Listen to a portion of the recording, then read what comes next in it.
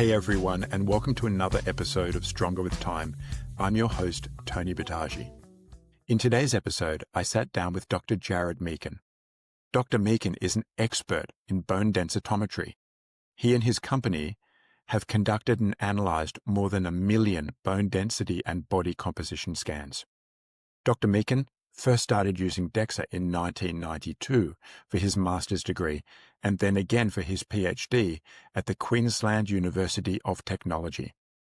As an accredited exercise physiologist, Dr. Meerkin has worked with the Australian Paralympic Committee as their National Sports Science Research Coordinator. In 2002, Dr. Meerkin pioneered the use of DEXA as a tool for body composition, working with other experts in the field at QUT. Seeing the impact of specialized body composition measurements had for participants in research studies, Dr. Meerkin saw a need for this being brought to the public. So in 2006, he established the first specialized body composition measurement center in Australia. His desire to see improved bone density scanning facilities in rural and regional Australia led him to develop Measure Up, which is a national mobile bone density and body composition DEXA scanning organization. Measure Up is now the largest provider of bone density and body composition scans in Australia. Dr. Meerkin is also an active advocate for the prevention care of bone health throughout Australia's aging population. He is passionate about exercise, aging, bone health, and the prevention of muscle loss with aging. Without further delay, please enjoy my conversation with Dr. Jarrod Meerkin. It is a real privilege and honor to have Dr. Jarrod Meerkin here. And for those who aren't familiar with Jarrod, he is an expert in a subject that's called densitometry. For anyone who has had a DEXA scan to assess bone density, they're doing it via looking at two different types of x-rays to measure bone mineral content. And I'm going to let Dr. Meerkin talk all about that in just a few moments. But this is a really niche topic. So people like me and coaches, we tend to know about muscle and training and how that all goes into programs. But this is such a specific area that it really does need a specialist to come and talk about how bone is measured, what they're looking for, how it changes. So rather than me pretending that I know all this stuff, I interview and bring today Dr. Jarrod Meerkin. Now, Jarrod's favorite book is 100 Innovations in Densitometry. He will always plan a family holiday around the annual society meeting of densitometrists. So there is no better person than Dr. Jarrod Meerkin today to talk about densitometry. Jarrod, welcome. Thank you. Thank you. And it's true. I was in Boston in February and it was bloody freezing. And you were there. Who goes to Boston at -10 just for a holiday? For somebody who loves the International Society on Densitometry. That is correct. Jarrod, what age do we see bone mineral density reaching its peak?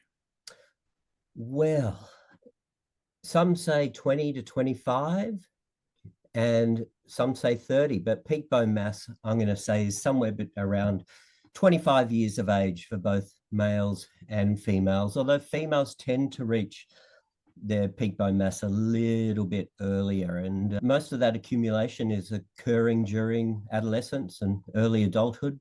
But things like genetics and nutrition and physical activity, hormonal status as well, plays a big influence on when peak bone mass is achieved. So it's not going to be one set number. I had an interesting client in Monday, sorry. He was 19, he's got celiac disease and he's osteopenic. Has he reached peak bone mass yet? I hope not. And all we can do is monitor and advise him to do as much strength work as possible to try and push that bone density up. That's a startling finding. When I look at the literature across the lifespan, and females in particular, you see this really potent effect of gymnastics on bone mineral density. And potentially that's one of the reasons why in the studies which are from years ago that look that report that females have higher bone mineral density at younger ages could perhaps be because of that strong reliance on gymnastics, track and field in high school. So I wonder what's going to happen in another 10, 20 years' time where those kinds of activities just aren't as popular as what they were in the 90s and the early 2000s. Yeah, no, it's true. But that anything that increases the stress on the bone, those high impact activities, is going to improve or increase bone density, bone mass. When we talk about bone mineral density, is it just one way that that is measured by a densitometrist, or do you actually have a number of different ways? There's a couple of ways that you can measure bone density. The most common is DEXA, so dual energy X-ray absorptiometry, probably the gold standard for clinical BMD assessment.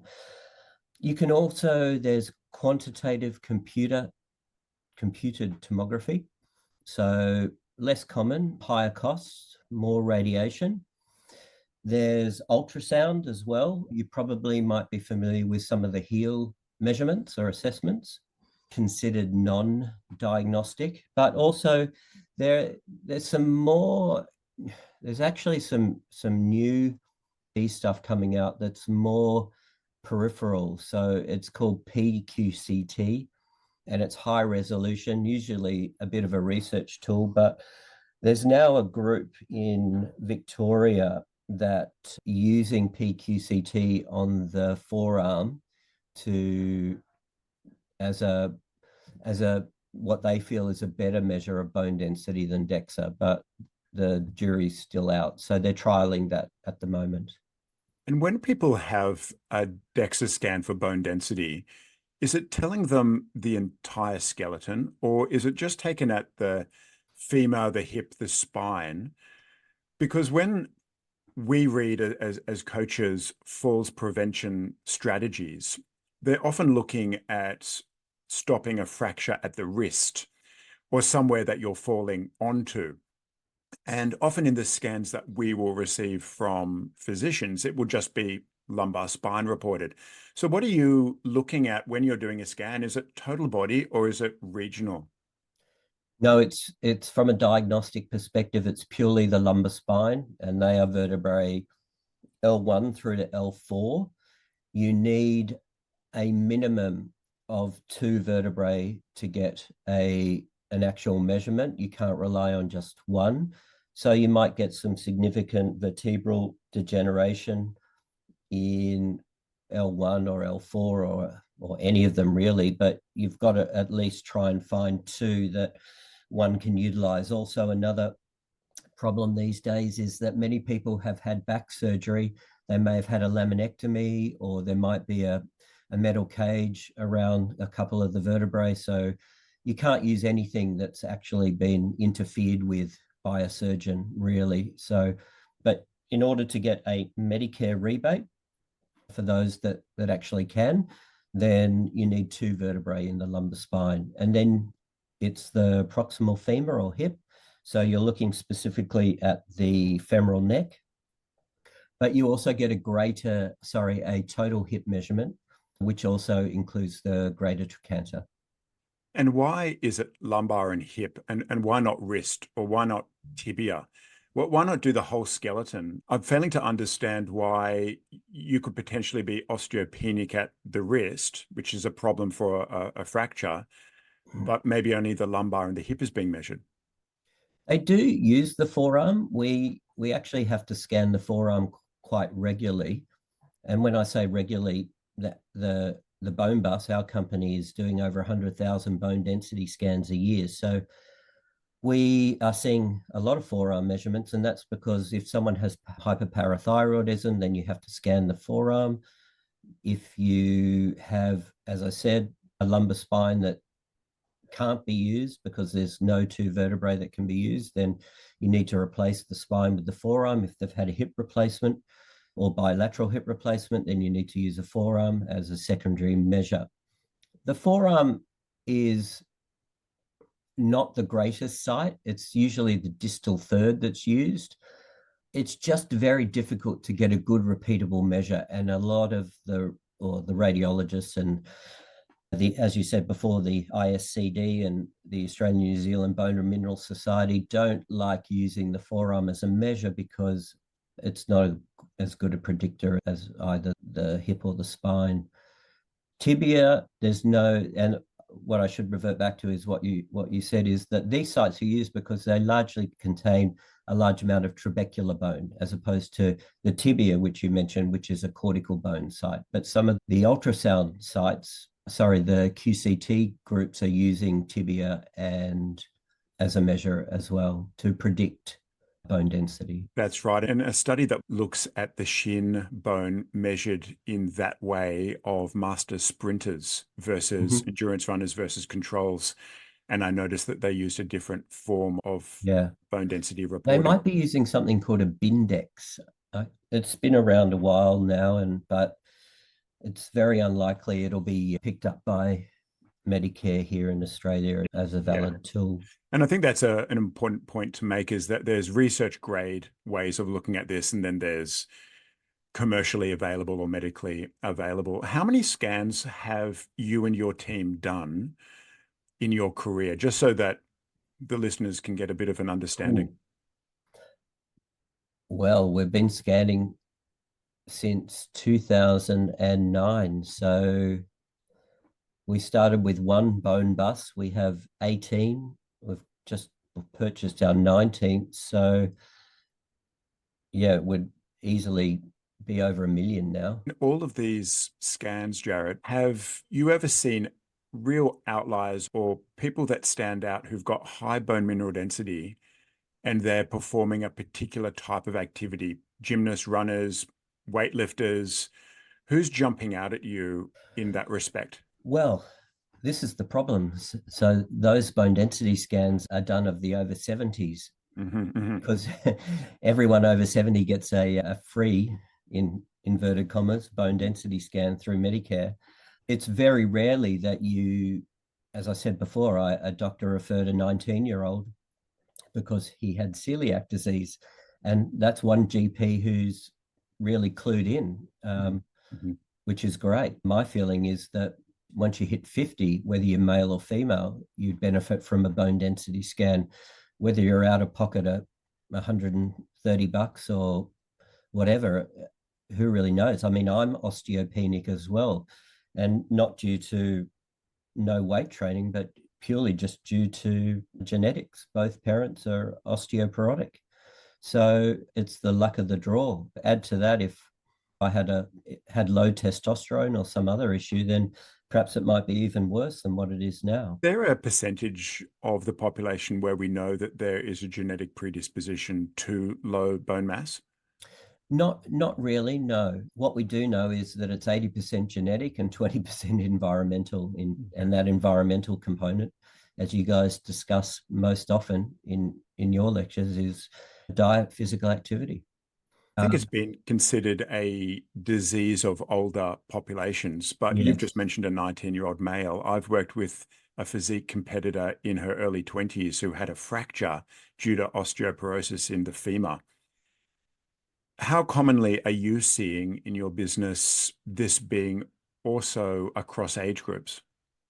Well, what we tend to identify is that we have the two clinics, obviously, one in Brisbane and one in Sydney, where we do largely just body composition work. You do tend to pick up issues with bone density in a younger group from a total body scan. I think that's one of the benefits of a total body composition scan. So it can alert you to an issue with bone health. And what's interesting is when we're doing scans of elite level rugby athletes, their bone mass, not bone density, but their bone mass is enormous. It's over nearly 5 kilos of bone. So there's also some ethnicities that carry a very high bone mass or bone mineral content, and compared to even Caucasian athletes, which may sit somewhere around 2 to 4 kilos of bone mass. So that's where we tend to see some interesting stuff in athletic populations is actually from the total body scan as opposed to just bone density of the lumbar spine and the hip. And what has been different for those people who are part of my clientele? We have them come in and have DEXA scans regularly to measure changes in body composition, because ultimately that's what they want to know. So that's what we measure. And we're not interested in 1RMs or how many chin-ups they can do. It is, I want to change muscle and fat. So we measure that definitively. Yeah. What's the difference between a DEXA scan for body composition versus just getting one clinically for bone? Well, the difference is that the total body composition scan, as you said, will review fat mass, lean mass, etc., and bone mass. But we also get a little look at the lumbar spine. I mean, you could liken it to, from the total body scan, we might get 100 pixels of the lumbar spine, but that's good enough to pick up if they have an issue, perhaps, that we could refer back to the GP. But when you do a specific measure of lumbar spine bone density, you're just looking at those 4 vertebrae. So you're getting 1,000 pixels. It's a real magnified, intense view of the lumbar spine. I hope that sort of makes sense. So one's almost like a screening tool and the other's a diagnostic tool. I think that's the difference. Is there any outward signs, symptoms of somebody who is experiencing bone loss? We've all heard, and I've experienced older clients who we didn't know, they didn't have a scan. They walked past a sharp object, and one was a table, a kitchen table, and they bumped their hip and they got a hip fracture, and then scanning revealed they were osteoporotic. Is there any way the population can know that they're losing bone, or is it completely silent? No, it's pretty much asymptomatic, unfortunately, until a fracture occurs. I mean, there's some warning signs that we could look at. So is there a history of stress fracture, for example? Particularly, you mentioned femoral or pelvic. Is there menstrual dysfunction? Is there perhaps prolonged restrictive dieting or rapid weight loss?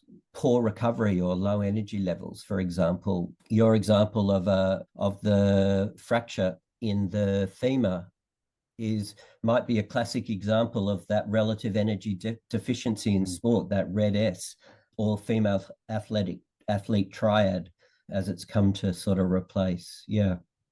And there's a lot more interest in the literature here around the bone flux markers, because it's difficult to do this kind of work long term. It requires a group of females, I say physique competitors, because they are really susceptible to being in low energy for long periods.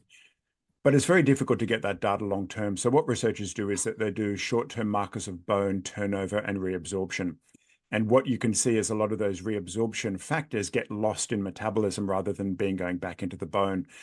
I think this is an area that needs to be interrogated a lot more, because I think this is a tip of the iceberg with women full stop who diet a lot and are in a lot of low energy and potentially are not getting enough calcium and other factors into circulation around bone loading moments. Yeah. I think blood work could, and even urinalysis could be maybe used a little bit more. I haven't looked at that area for a long time. In fact, my master's, I think I was looking at hydroxyprolines in the urine of a group of young sedentary males. Jeez, I was trying to think of my master's. It was a long time ago, in the early 90s. Jeez. I know, I look so young, don't I? Yeah, I didn't think you were over 30, Jarrod. Yeah. A few final questions. When you get a bone scan, it reports a whole number of things. What are you getting from a scan, and what's a T-score versus a Z-score? Yeah, that's a good question. So bone mineral density is measured in grams per centimeter squared. So you get bone mineral content, the actual mineral component of the bone itself, which is the grams component, and then you get an aerial measure. So remember, DEXA is a 2-dimensional measurement tool. So that's where we get the area measurement in centimeters squared. So you combine those two, you get grams per centimeter squared at the spine or the hip. And then that is compared to a young reference population aged 30 years of age. And that comparison, that statistical comparison, is the T-score. So how is your bone density compared to that of a young male or young female. The Z score is actually a comparison with your age-matched peers. So if I have a 70-year-old being scanned, the Z score is comparing their bone density to someone their own age. And how then do we define normal bone versus osteopenia and osteoporosis? So that's done purely through the T-score, not the Z score.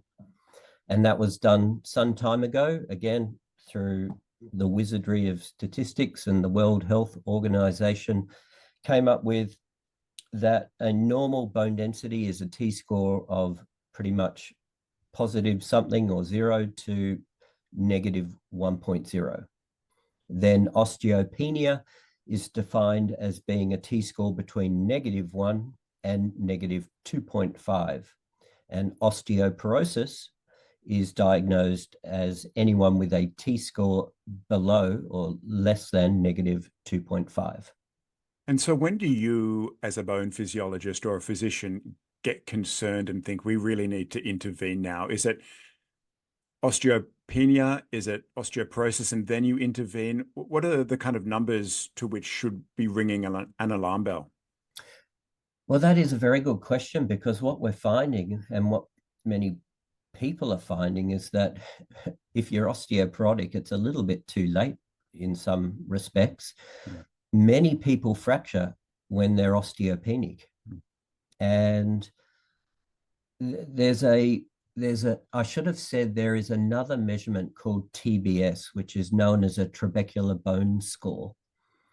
And it's actually an AI computer algorithm that's run over the lumbar spine scan. And you can liken it to if you look out of an aeroplane window and you see a forest and you see big gaps between the trees, then that you could assume that's the trabeculae within the bone or the lattice work. And that if you're seeing big gaps, then that ain't good. And if you look down and you see this incredibly dense rainforest or whatever, then that's where the lattice work is very tight, something you would hope to see in a 25, 30-year-old. So the trabecular bone score is actually looking at the microarchitecture of the bone.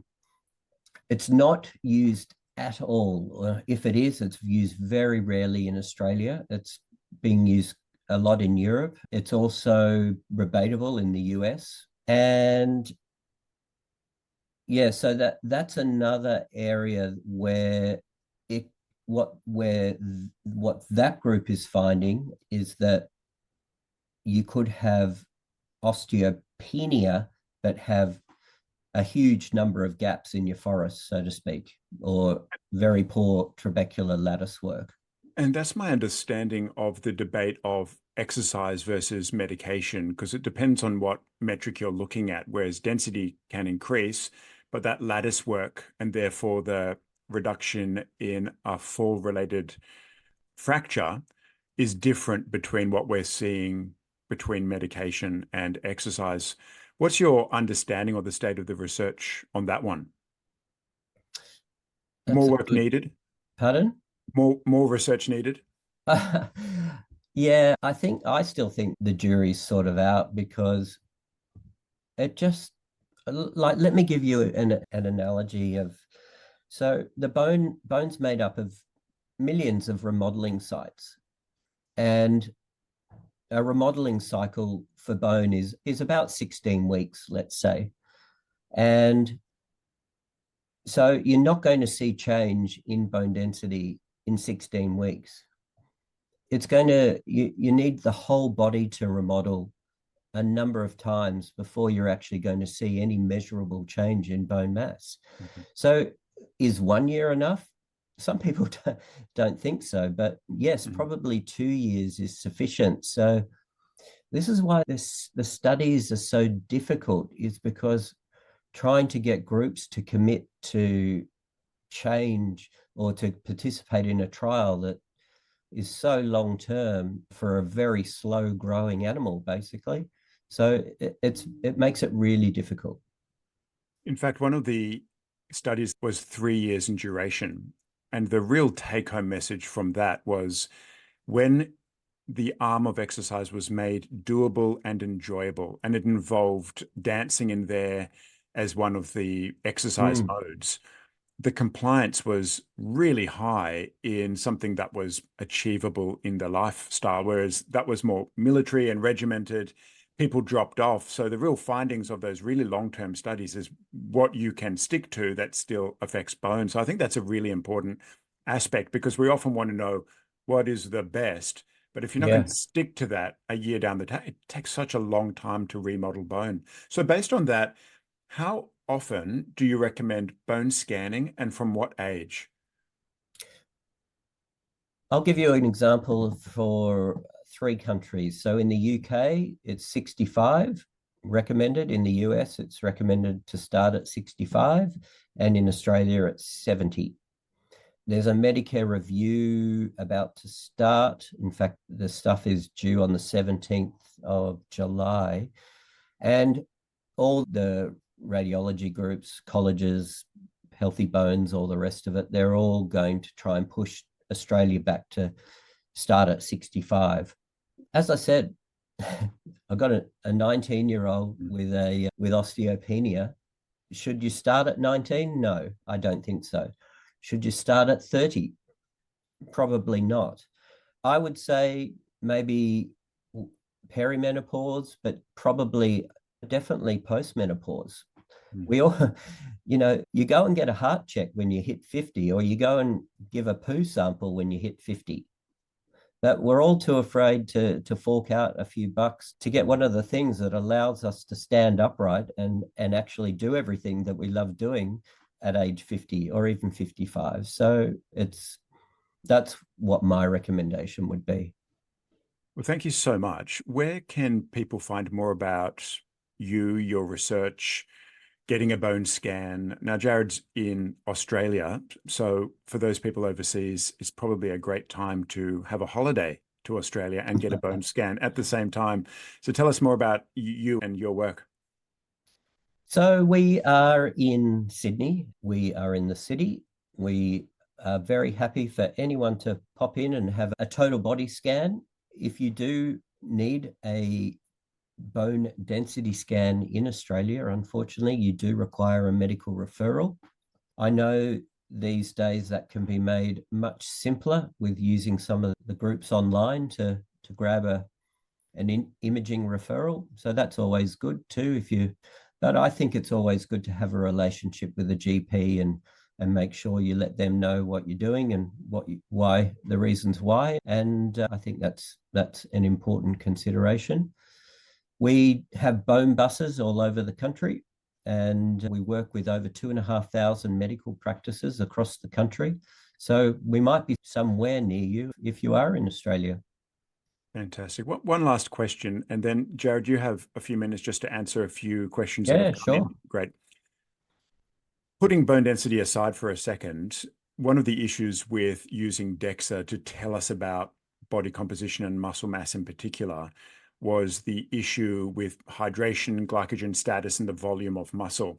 Yeah. That's why we would often say the gold standard for measuring body composition is DEXA. And then people who really know this literature would say, right, but DEXA is not giving you everything with muscle. Now everyone in densitometry gets this.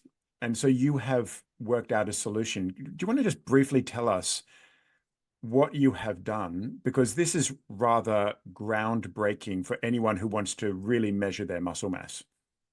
Well, it will be when it is done. Right. Yeah. Have I just leaked something that isn't public yet? No, it's okay. What we're hoping to do is, well, not hoping to do, what we will do is, let me take it back a step. So in the good old days of my research work back at QUT, body composition was done using a 4-compartment model, which you may all be familiar with. So you use DEXA to measure bone. You use deuterium dilution to measure water content in the body. You use a BOD pod or underwater weighing to measure volume. And you put all the pieces together and you get what's termed a 4-compartment model. which is the most accurate method of determining body composition. What we aim to do is to use DEXA to calculate body volume, add bioelectrical impedance for the water component only. And it's not one of those ones you just stand on at the gym and hold on to. It's a pretty high-end impedance machine that will essentially reduce the error associated with the water within the muscle and within the body. So in a nutshell, that's what we aim to do, is combine DEXA with the impedance measure to produce a four-compartment model, thus nullifying the impact of glycogen depletion or someone who has a higher water content than what we're seeing, than what might be normal, I should say. And when will this be available? Because this is going to get rid of the major error that is with DEXA. Yeah, I hope it's ready by the beginning of the next year, actually. It's super interesting. And how people can get DEXAs anywhere in Australia these days for body composition. How important is the making sure that the machine has been validated and calibrated and so forth? And I know that you have maybe one of the only phantoms. I call it Mr. Slappy, but it's a dense item that you know what it is. So you can calibrate it perfectly. How many DEXA companies have this or calibrate it regularly? Because we've seen wide readings on the same day DEXA going around to different places and getting very different results. So you actually calibrate with a phantom. Tell us more about that process. Well, it's a very simple process. You just run a whole body scan across the phantom, and you know what the phantom is, and you know that it's that the measure is holding true. Unfortunately, the DEXA leaves the factory, whether it's a Hologic or Lunar, and they all have their respective calibration methods and techniques. And I regularly go and have, if I'm traveling or whatever, I'll go and have a scan somewhere, and I've also got 19 DEXAs at my disposal to have a scan on. And I know they are all going to read something very different to what is in the clinic. That doesn't worry me, because I'm not measuring composition on any of those DEXAs except the one in Brisbane and Sydney. So those both have been calibrated, but the other ones on the road, they're only measuring bone density, and we're using the bone density calibration phantom for those. So yeah, that's what's important with respect to those measures. But I'm never surprised at how different a DEXA reading can be. So all I can say to you is, if you get a DEXA done somewhere, go and get it done at the same place. Okay, so at least you're comparing apples with apples, even if there's exactly. error. Okay, so let me just read you some of the comments and questions that have come in. Can you be osteopenic or osteoporotic in just some parts of the skeleton? Is it not a systemic condition? It's a good question. And to be honest with you, I'm just going to say you can be osteoporotic in the spine and you can be normal in the hip, or you could be osteoporotic in the wrist and osteopenic in the hip and spine. It's really, you just don't know. And don't forget, when you say systemic, it's the trabecular bone sites that we're interested in. So really all we can comment on is the hip, spine, or the forearm, because nowhere else is measured. In young athletes who keep breaking bones with impact, is a scan recommended? I had a question we have a call center in the Philippines that takes all our bookings, and we get some people under 16 who are wanting a bone density scan, but we just generally say no. If you're going to measure someone who's quite young, you cannot use the T-score to measure. You can only use the Z-score. And even then, the reference norms are very poor in that lower end group. So we generally will only actually measure someone over the age of 16. What are you comparing to when you look at a 12 or 13 or 14-year-old? I don't know. I don't know how useful the measure is. All I could really say is just make sure that their nutrition is good, Are they requiring supplementation? Do blood work first. Look at perhaps some of the bone markers for that child as opposed to a bone density scan. It's remarkable that there isn't a relative score, at least a Z score, for under 18-year-olds, given how many kids play sport or perhaps are completely sedentary and we see a loss of bone that age. And so Yeah, maybe that's an area that needs research. I think a lot of parents might be scared off in terms of radiation for ever booking a child in, but the radiation, for my understanding, is really very minimal. Can you just briefly explain how much radiation you would get from one DEXA scan? sure. So in a nutshell, lumbar spine and hip is very, very small. It's less than a flight from Sydney to Brisbane. So that's 10 microsieverts. So you're actually getting less than 10 microsieverts. If you stand on Centre Point Tower naked in the middle of the day, like Tony often does, then you will receive around 8 microsieverts per day.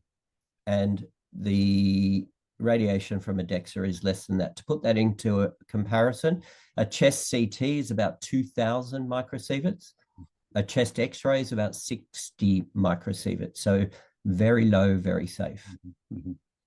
Another comment came in. My dad gave my mum a tight hug and cracked a rib. That's how osteoporosis and osteoarthritis was picked up. I don't think that is uncommon. Next question. No. Do you accept referrals from physios at the bone bus?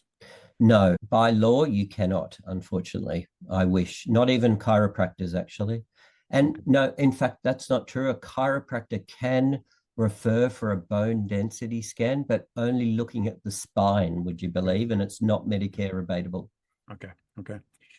How reliable are DEXA results? I had two scans 1 year apart, same institute, huge difference from 1.9 to 1.0 T-score at the femoral neck. 1.9 to Minus 1.0. So minus 1.9 to minus 1.0. So there was an improvement in bone at the femoral neck. That's a good question. I would hope, look, did they change the X-ray tank in that period of time? Have they had any calibration issues? Was there a software upgrade? All sorts of things. But look, the only thing I would suggest is that you can always, like bone density is similar to body composition. You really should get it done on the same machine as well. Look, maybe there was an improvement in bone density at the hip in that area. We don't know what that individual did over that year. Mm-hmm. Do you need to prepare in any way for a body comp DEXA? Yes, ideally, I think it's still good to get done first thing in the morning. Make sure you go to the bathroom. Don't exercise prior to the scan. They're probably the most important things. And don't wear any metal. I am 70. DEXA results low bone mass osteopenia, bilateral hips and spine with fracture risk low to moderate. Risk for major osteoporotic fracture is 10% and hip fracture 1.6%. No T-score. Did get a Z score on body composition DEXA and it's 1.4. What would you suggest going forward? What that individual's talking about, for those that don't know, is those percentages come from FRAX, which is a fracture risk assessment tool. Worth having a look at, actually. John Canis developed FRAX. I think it's frax.org, but I might be wrong. And you can calculate your own FRAX, even if you don't have a bone density measurement of the femoral neck, which FRAX requires. You can do without that in the calculation, and you get a really interesting measure of your fracture risk assessment. We put it on our bone density reports now. I would ignore the result from the body comp. Anyone that says that's had a body composition scan. And what we do is we only look at the lumbar spine. If we see bone density at the lumbar spine below 0.85 grams per centimeter squared, all we do is we refer back to the GP and as a duty of care and just say, we suspect this individual may have low bone density. We suggest a scan at lumbar spine and hip as protecting yourself, really, or ourselves. So, yeah, I wouldn't I wouldn't count on anything from using the body comp score. It's very difficult to comment clinically on that individual.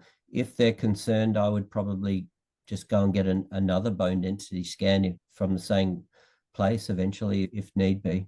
Mm-hmm. A few more questions, Jarrod. Thank you. For someone who is celiac and osteopenic, can you reverse osteopenia through removal of gluten from the diet? My husband was diagnosed with osteopenia last year after sustaining a stress fracture in his femur whilst training for a marathon. After many tests, it turned out he was celiac. He's been lifting weights since he was in his early 20s. Yeah, this is one of the issues with this disorder, unfortunately, and it's very difficult to try and improve bone health. I suspect, I mean, what I suggested to the young chap too is, I mean, I saw he had a sticker on his arm and he'd had a blood test. So I said, look, speak to the GP about your calcium, your vitamin D, continue with your weight training. At least, the very least, you're maintaining bone density. What you don't want to see is a decrease in bone density over that period of time. So worst case scenario, if you're doing everything right, at least you should be maintaining bone health. Cervical fusion at 35 years old, how to facilitate cervical spine density specifically, or no need to be that specific? No, they don't, they won't. No one looks at that particular area, but I don't think anyone knows whether that will have a long-term impact at bone health at the lumbar spine either. So with transmission of loads, etc., it's an interesting one. Yeah, I have had one client who has cervical spine density loss, and I actually sent you the scan for a second opinion on Jarrod. Ah, And yes. so we just started with isometric loading of the neck at very, very low amplitude, very low intensity. And over the years, it took years because such a delicate area, I just increased cervical loading and how much force it was able to tolerate. And that's how we bumped that up. But it was years in the making and Yeah, certainly not months. So it's so much more challenging and slow to do upper spine loading compared to thoracic or even lumbar. yeah. So I it's a good point to end on. So physiologically, what causes an increase in bone density? It's the greatest osteogenic impact is the pull of the muscle on the bone itself. mm, So squats, deadlifts, look at the Lift More study yeah, by Belinda Beck. That's what's going to right. create the change in bone health. Two final questions, Jarrod. I have a client who gets REMS, REMS scans, not DEXA scans. What's the difference between the two and how does it measure bone density? I'm going to just say I'm not sure on that one. I haven't read enough into those scans because it's just not part of the world that I need to be concerned with at the moment because it's non-rebatable and it's, Right. yeah. Right. Okay. I'm going to confess ignorance on this one as well. Not familiar, but these are opportunities to learn, Tony. So, final question. Would you consider someone 52-year-old female with no previous fractures but osteopenic on DEXA, a negative 2.9 T-score, Ooh, at a high risk for a fracture? yes. Okay. Yeah. Okay. I get a lot of calls from GPs and most of the calls are in relation to forearm issues. I've got an 80-year-old lady who is got a -3 on her forearm scan. What do I do? And all I simply say is, look, is that 80-year-old active or are they prone to falls? Mhm. And they generally say, oh, well, that's a good point. No, they're in the gym. She walks every day. She does this, and this, incredibly active. And I say, well, then maybe they're okay. Maybe they don't require treatment because the lumbar spine was fine. They couldn't do the hips because it was bilateral hip replacement or vice versa, one or the other. And it comes down to the individual. Look at the individual, how and the big question is what causes fracture? Well, it's generally a fall. Mhm. Mhm. So if the person is fragile, if the person is weak, if the person is malnourished, if the person could fall out of bed and break something, then yes, maybe they need to be on some form of treatment like a Prolia, etc. So there has to be some common sense that comes into some of these arguments around treatment, non-treatment. What sort of treatment should we be doing? Is it exercise? Is it diet? Is it both? Or do they need some drug therapy? Yeah, fantastic. Jarrod, thank you so much for your time.